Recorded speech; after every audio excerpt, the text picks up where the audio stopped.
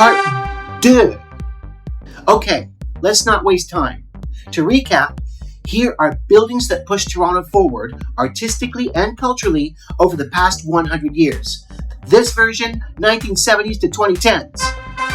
If the Canadian National Exhibition was what a 19th and early 20th century fairground showplace should look like, then Ontario Place was the future, honey bunnies. Pods in the water, a space-age cinema, and an innovative landscape, now mostly cut down by the stupid government. Shame on you, you fart heads! There's hair in my eye. Ugh.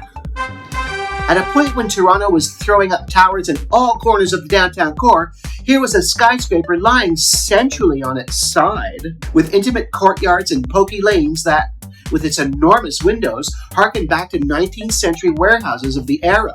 The way it frames St. James Cathedral like a supermodel is sublime. When die-hard modernist Philip Johnson went postmodern, it was like Bob Dylan going electric. And once his 1984 AT&T building started to rise in Manhattan, the style was codified. For the CBC, Johnson created a formal, red-gridded box with dark cylinders and cubes busting through the walls.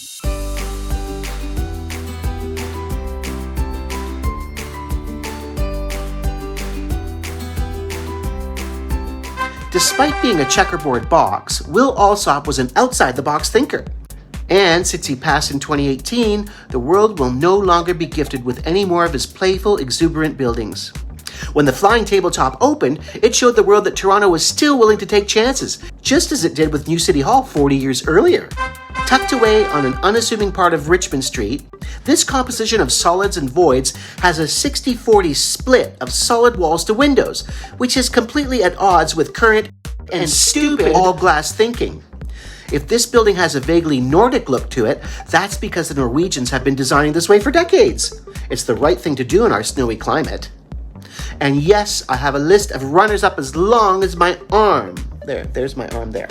So what buildings do you think pushed Toronto forward in each of the last 10 decades? Email me, Irma@irmagirdle.com. Kisses, and see you next time.